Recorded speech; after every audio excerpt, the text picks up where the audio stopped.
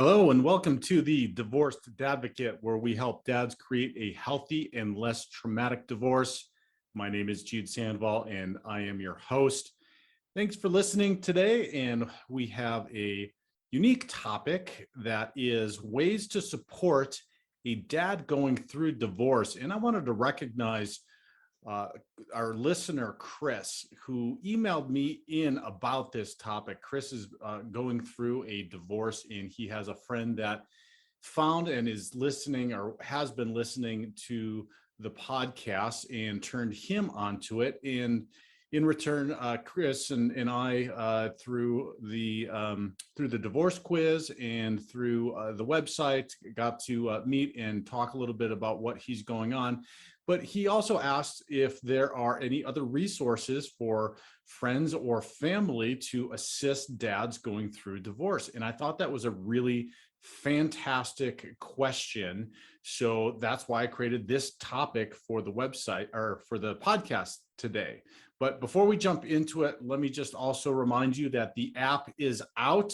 You can download it at the Apple Store or the Android store. And right now it is 100% free. There are over 50 courses, mental, emotional, physical, spiritual, all kinds of different aspects that you may be looking for or needing some support around during your divorce that are 100% free right now.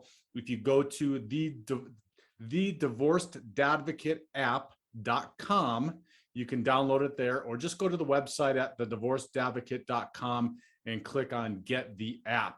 Also, the divorce quiz is still up, and it is an unbelievable tool in order to gauge where you're at in your divorce compared to others who have gone through it. And again, you will also have the opportunity to sit down, get together with me, and review those results to see where you're doing well, where you might need a little bit of help, or where I can get you involved in the community to potentially augment whatever else you've got and whatever else support you have going through your divorce. So on that note, let us talk about ways to support your dad going through divorce. And just want to say, before you tune out, dads who are listening, because you think that this might not be a podcast for you, I encourage you to stay listening, because the flip side is that of this is ways in which you can ask people for support. And some of these ways and some of the stuff we're going to discuss today might be things that you haven't thought about, or you wouldn't think about unless you're in the middle of divorce and going through divorce. So some of this stuff, depending on where you're at in your divorce, maybe, whoops. Hello. That is my new ringtone for my daughters, and I forgot to turn it off. Anyway, you may not think about where what you may be needing help on or with going through this divorce until you hit it. Or you may be somebody like me that finds it incredibly difficult, or found it, at least for me, incredibly difficult to ask people for help. So stay tuned. Listen into this. Don't tune out. It's just not for friends and family that might be needing to help a dad. It's for you as well to find ways that you can get support, the support that you need, because, hey, we all need this going through divorce. It is an incredibly challenging time, which is not something or news to you that I'm telling you. All right. The first thing you can do to support a dad going through divorce is ask your friend what you can do. We might think we know, especially if we've gone through divorce ourselves, what they might need, but I can tell you all divorces are different. They all have different variables. Everybody is different. The family dynamics are different. Everything is different. So ask your friend what you can, or family member, the divorced dad or divorcing dad that you know, what you can do to help them out through this process. Now, that's not going to be it alone. We're going to talk more about that and about proactive ways, because again, you might run up against somebody like me who's just going to say, oh, thank you, I appreciate that, and never ask. But you'll keep asking too. I guess that would be another point. Ask and then keep asking what you can do to help them. Another one is think before you talk. There are a ton of well-meaning, well-intentioned things that you might feel like is a good one. I told you so is definitely not one of them to say right now. So just, and that's just a funny example, but just kind of just be cognizant, aware that the dad may be going through a ton of different emotions and feelings and is just unsure and uncertain and sensitive to whatever may be said at the time. So just be careful with your words and think about what you're saying. Another one is be a friend. And so the flip side of what you're saying is just be a friend. Sometimes it's best just to be able to listen. And so if you're a male listening and you have a male friend that dad is going through a divorce, we like to fix things, right? We're guys, we want to fix things. Sometimes we just need to listen. And I know that I had the blessing of having a good friend that had gone through divorce during or just prior to my divorce, and being able to just talk to him and have him listen was a really fantastic thing. Now, it probably would have been served me better if he would have just listened and not given me advice. And that goes back to the think before you talk thing, because as much as we need some of that support and we need to have somebody to talk to, friends and family's advice isn't always the best advice. We're a little bit biased, but if you can just listen, be a good friend, and that alone can go in an incredible way in supporting a dad going through divorce. Another one is don't butt in where you don't belong. And this kind of goes along, this kind of goes along the lines of thinking before you talk, and kind of those initial conversations we're having when we learn about a dad that's going through divorce, and we're trying to find ways to help, how to be a good friend, how to basically traverse an uncomfortable and difficult time, because those conversations are not one you've probably had with them before, hopefully, and probably not one you've maybe had a lot of conversations with a lot of people. While we all know people that go through divorce, we may not have intimately known somebody or had a close friend or family member that has gone through it. So having these conversations might be new and uncomfortable. And so if your friend wants to share about what happened or what they're going through, or be specific about it, they will open up and they will share. But until then, don't pry, don't butt in. I call it holding space. Just being there and having a space and an opportunity for them to be able to have the conversation with you, to talk about it and open up to you if and when they're ready. The probability that they will after a certain period of time, if you are a good and close friend, is high, because during this there are so many emotions going on, as you probably know if you're a dad going through a divorce. But and having somebody to talk to just to vent is good, and then being able to tell the story, share the story, and then potentially even ask advice is something that we really do need.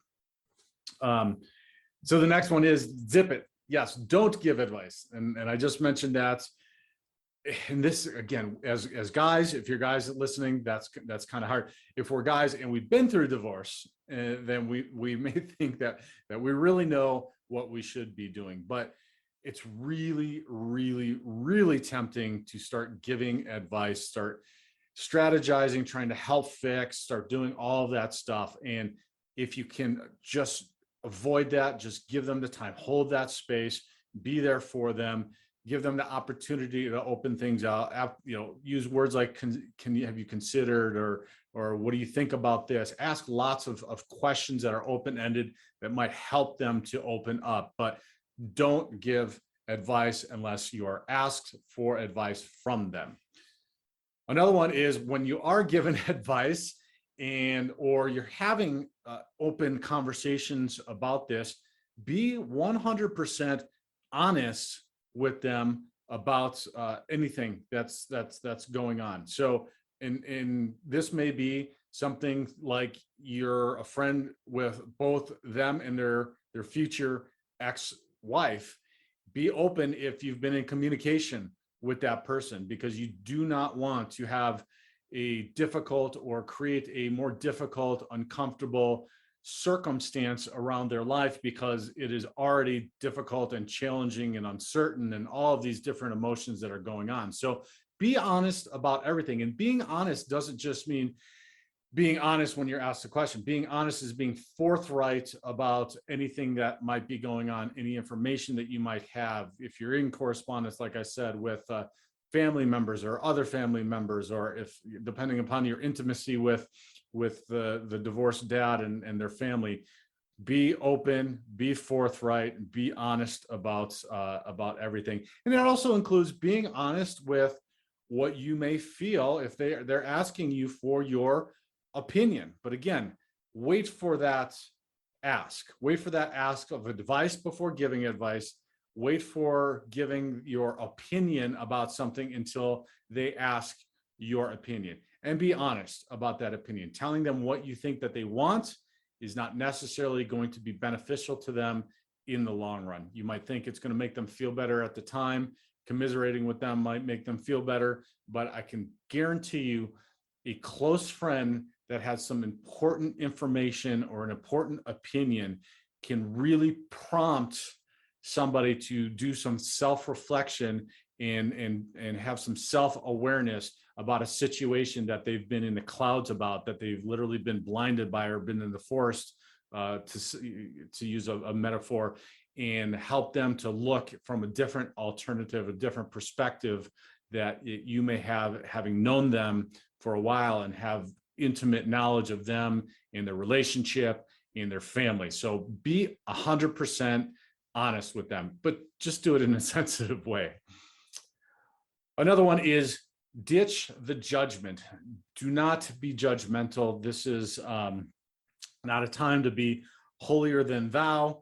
Even if you may have gone through a divorce, even if you know a lot about divorce, even if you know a lot about them, even if you're a family member and you've known them for their whole life, do not be judgmental. We do not know what they're going through really deep down. We can never know that about somebody else. So just do not be judgmental. The best thing is to be unconditionally loving to them, loving about what decisions, even if you feel like they're making a wrong decision or they're going down the wrong road with the divorce or part of their divorce or how they're parenting, anything, just ditch the judgment.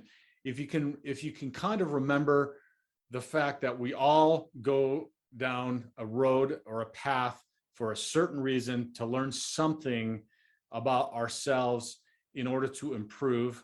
And if you can think back on your own life, a path that you may have gone down that helped you learn something profound that has changed your life, your friend through this divorce is going through that same path in order to learn something profound about themselves, about their family, and be able to move forward in a manner that is going to be more beneficial to them and their children and their families in the future. So ditch the judgment.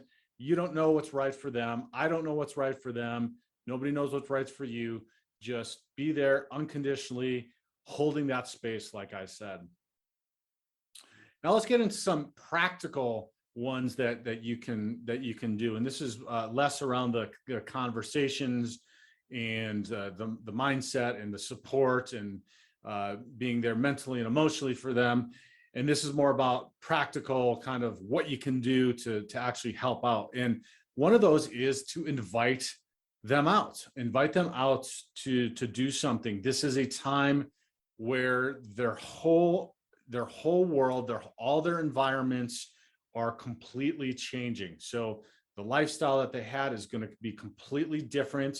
Being a parent in a house with two parents and a family and the kids, and then being a single dad and going down that route, and then being a single dad and taking care of kids and a house and parenting, and then having that be something different, and then having that in the dynamics of your work being different, your social activities are definitely going to be different. Inviting them out can be a very helpful thing, particularly because as men, what we will likely do oftentimes is isolate. This is different than how women handle this. Women are naturally predisposed to seek community, create community, and they do that. We see that all the time. Even in the family environment, men are less inclined to do that. So inviting them out and helping them to connect with more of community in different communities is incredibly, incredibly helpful. Now, don't get upset or butthurt if they say no. Has nothing to do with you. They just may need time in order to get in the headspace to be able to go out and be social, depending upon the circumstances, the situation, their upbringing, how they handle mental, emotional issues and things that are going on. That is different for everybody. So don't get upset if they say no. Don't get upset if they say no multiple times. And my next point is keep inviting them out. Don't give up. Don't give up on your friend, inviting them out, helping them to create that community, to be involved, to then reassess and reestablish a different type of life will be great.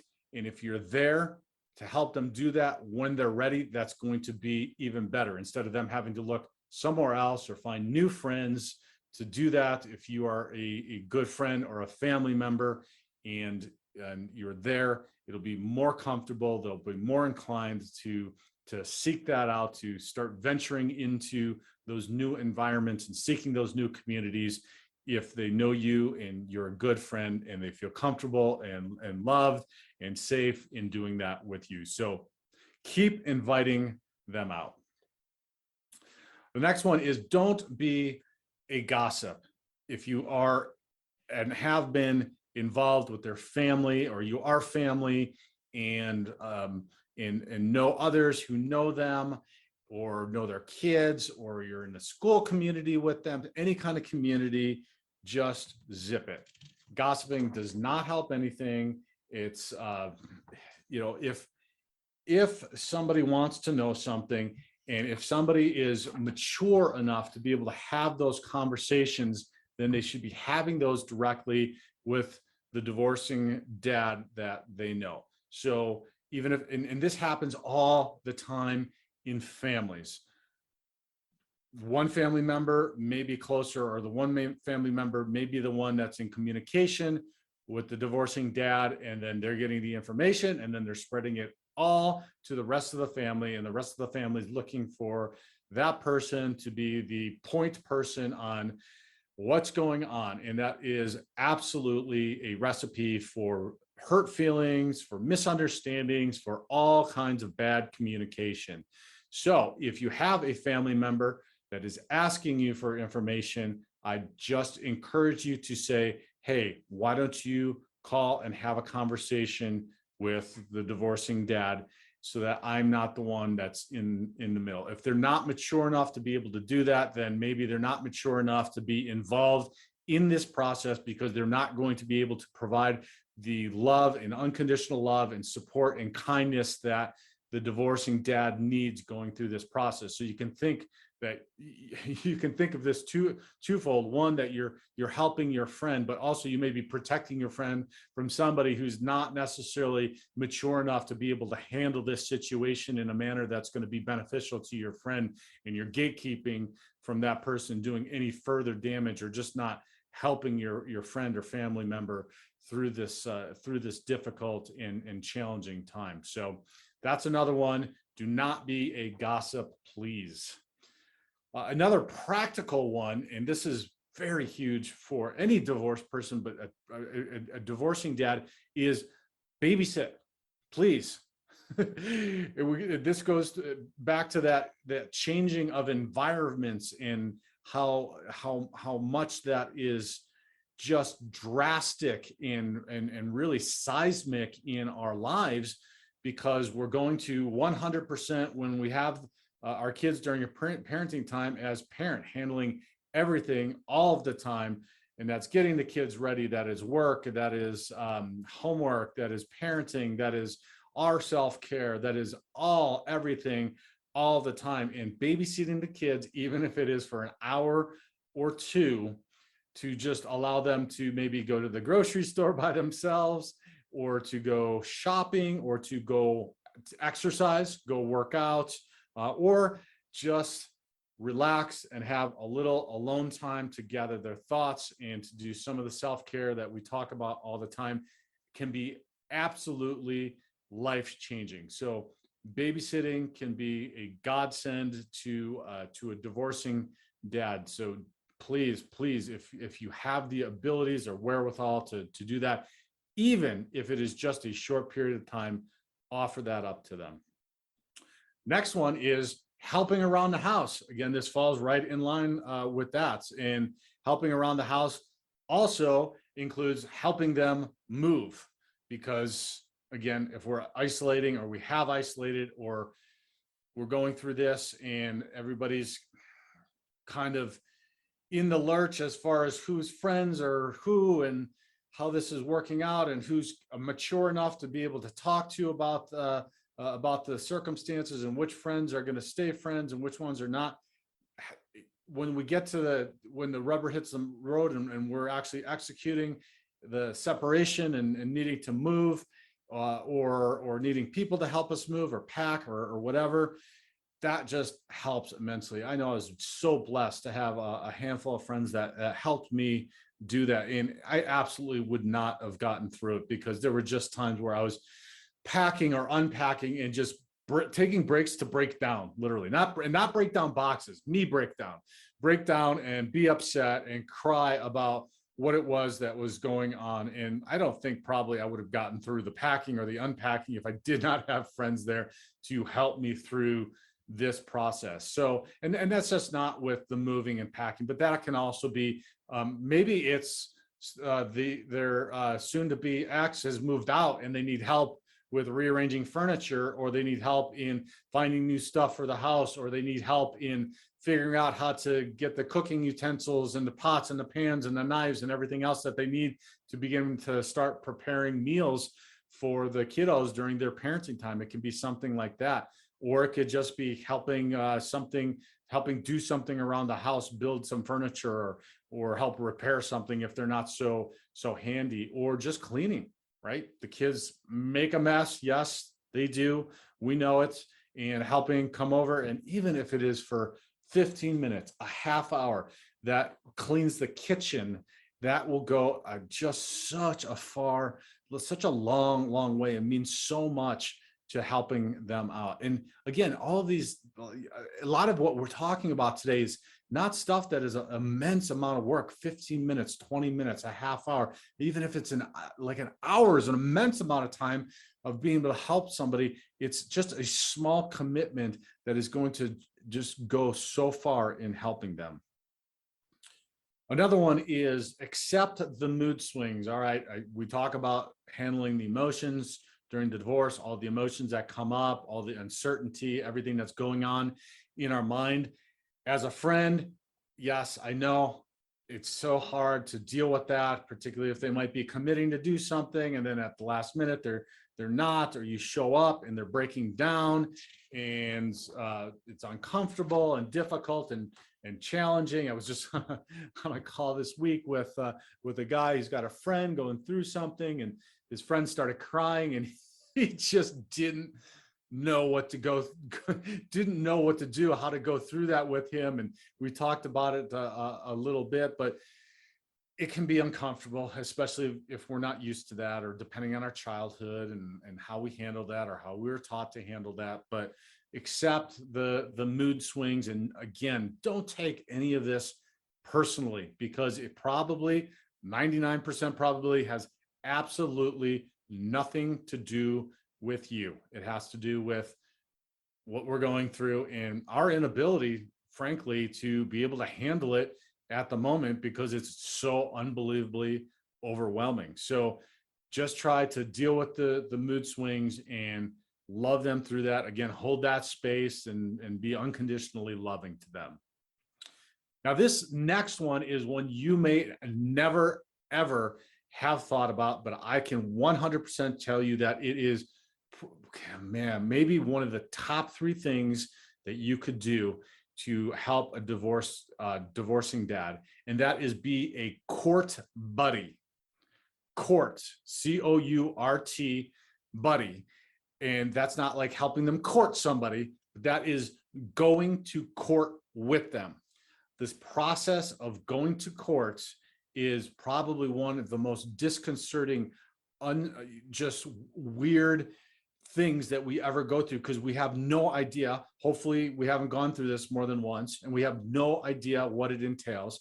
Our attorneys may do a somewhat decent job in explaining what is going to happen, but a lot of them don't. And when they do explain it, they are definitely not explaining or talking about it from a mental, emotional perspective, and all the emotions and all the feelings that we are going to have walking into that court, seeing our wife or soon to be ex, seeing a judge, if you're in a trial, seeing witnesses that you may know, etc. It is unbelievably uncertain, and to have somebody that cares and loves you and that you trust there with you is just an absolute anchor in a rock. So if you can be a court buddy, and if you can do this from the start, if you can say, hey, I would really like to be there for you at any of your appearances that you need to go to, just let me know and I'll put them on the calendar, and I'll plan on being there. And you can know that no matter what, through this process, through this uncertain, difficult process, that I'm going to be there at every court date with you.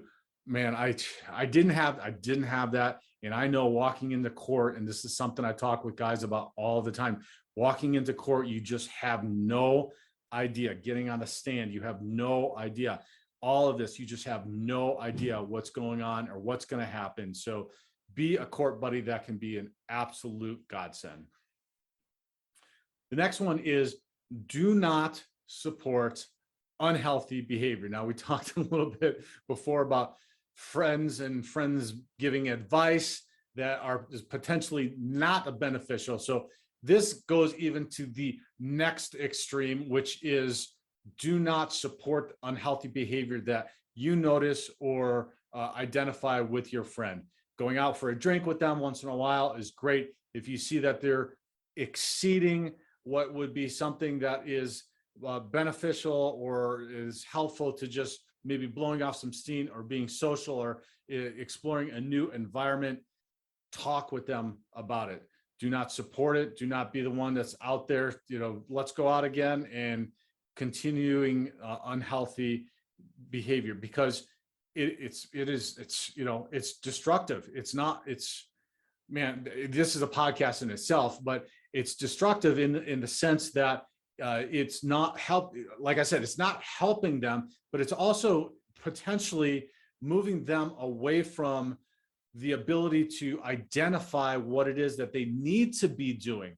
Do they need to be spending time maybe more in some self-care that's going to help them identify those emotions as opposed and deal with those emotions, as opposed to going out and potentially burying them through some kind of unhealthy behavior or ignoring them through some unhealthy behavior.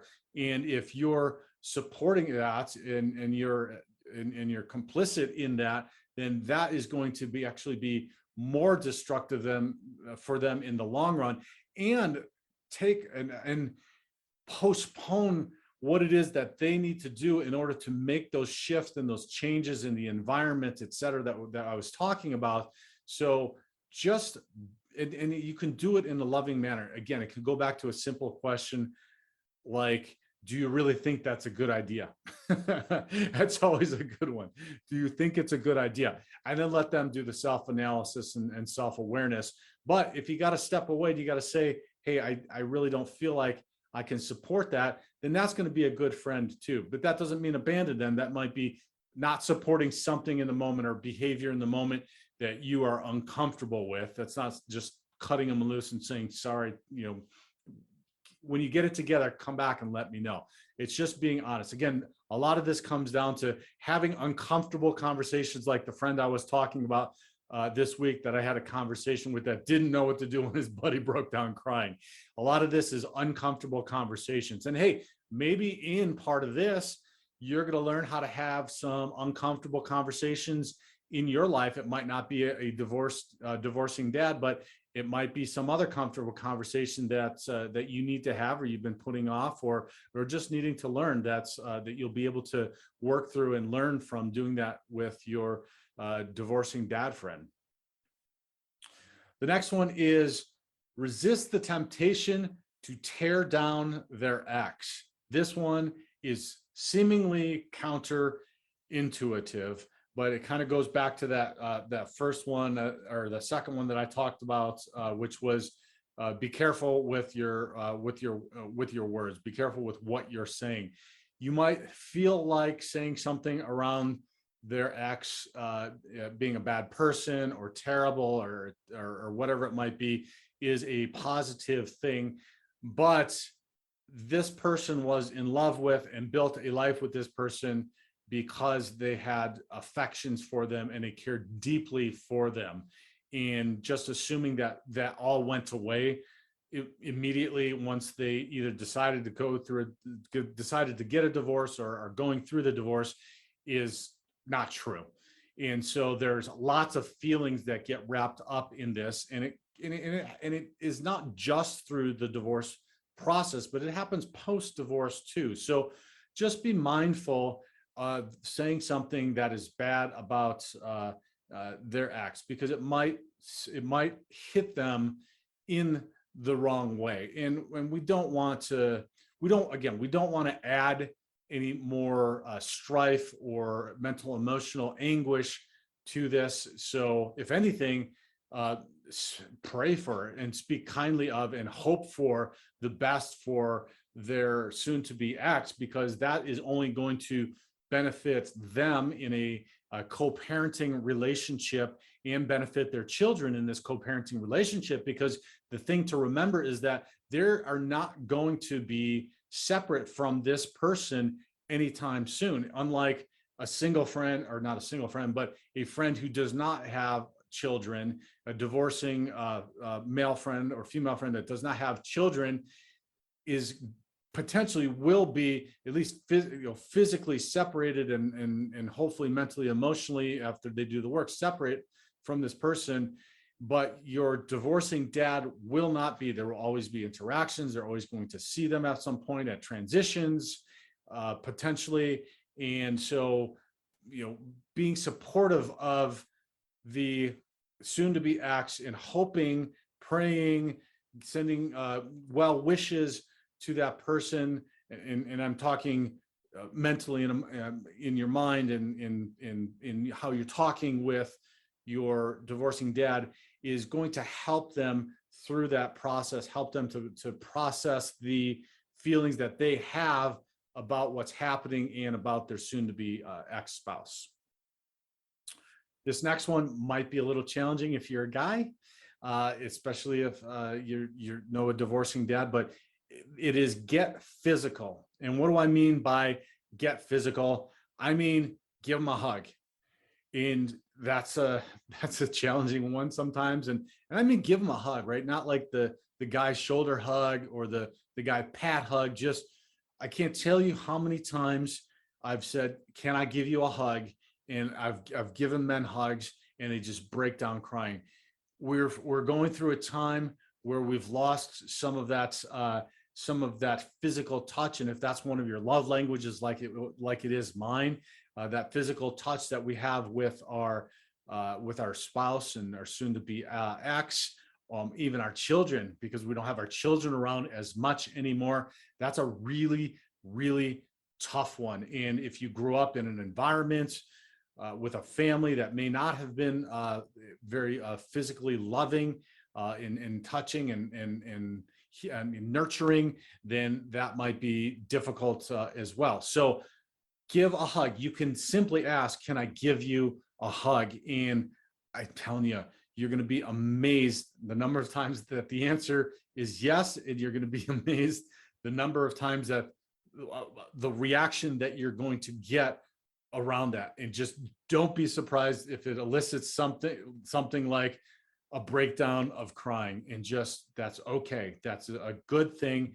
And again, just get comfortable, or try to get comfortable with the discomfort of holding your male friend and hugging your male friend while they might be breaking down, because they need it. And we all need it. We all need that physical touch. We know this from studies of babies and the nurture nature experiments, etc. We all need physical touch. So don't be afraid to give your divorcing dad a hug.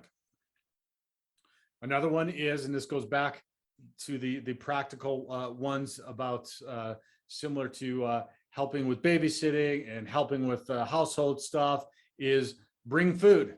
All right. A lot of us divorcing dads aren't great cooks. Now, I was fortunate to love to be involved in culinary and cooking. And so this wasn't as big of a challenge for me, but a lot of us, especially if we're primary breadwinners, we're not as involved in preparing family meals or thinking about how that works, or nutrition, or what the kids want, or even know what the kids may like in what they want to eat, and how we go about doing that, or how we prep, or all of this is really difficult and challenging. So by you bringing just one meal, that might be something that gets popped into the freezer for an emergency situation where you've either destroyed a meal, like I've done oftentimes, or you just haven't been able to prepare for it and you can pull something out.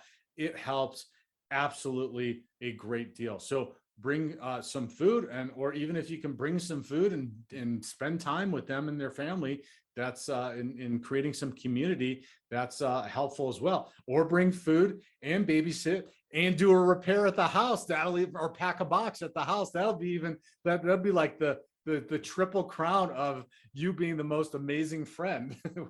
That would be absolutely life-saving. So no, but it doesn't have to be that much effort. It doesn't have to be that time consuming. It doesn't have to be expensive. Again, just these small acts of love, supporting your divorcing dad, will go a long way. And this last one I'm going to share is one that, firstly, one that I did not follow and should have, but also one that is again, helps them to just be cognizant of the process they need to go through mentally, emotionally, physically, and spiritually in order to go to get through this process, and then change that environment and create that new world, that new life that they want after the divorce. And that is, don't try to rush your friend into dating again. And that's also not to say that dating isn't okay, or that it can't necessarily be a positive or a healing part of it. It's just saying, don't rush them into it. And so I speak from experience in the rushing into the dating, but I also speak from experience in a friend who did suggest this. My friend that I referenced before was somebody that was, oh, you got to go date, you got to do this, this is how you do it, etc. You know, he had many of these that I pull directly from my experience with him, and I was blessed, and I thank God that he was there for me, because he was literally the only support that I had going through this. So he was a blessing. But I also am cognizant 9 years down the road, looking back and seeing there are also a lot of things that would have benefited me had he followed some other things, or done some other things as well. And so that this is definitely one of them, is pushing them into that. There's a process. Everybody's process, again, is different. Like everybody's divorce is different, but just don't push them into that. Don't meddle in their lives. If they come to you, if they think that they want to do something, then be that opening, having held that space for them to have the conversation with them. Again, the great question is, do you think that that's a good idea? Right? You can talk about them with that, what the positives, the negatives might be, and how that might fit into their life. So those are some ways that you can support a divorcing dad through their divorce. I hope that you found some value in this. Again, if you did, please share this with a divorcing dad, since you might be listening to this and you are a friend or a family member that knows a dad. Please share this with them. And also go check out some of our other episodes if you know a little bit more about their situation and what's going on. Listen to some of our previous podcast episodes that we have. We go through a ton of different things. We vary it here about what we present to the divorcing dads community, and it runs from self-care to specific practical advice around how to find attorneys or how to parent, to dealing with everything and anything in the divorce process for a dad. So check out some of those previous episodes, share them far wide, give us a star rating. That really, really helps us, and leave a comment. That really helps us too, to cultivate on the social media that I do little to no cultivating on, which I know I need to change, but that's a whole different story. And thanks for listening. I appreciate it. God bless. Have a fantastic week.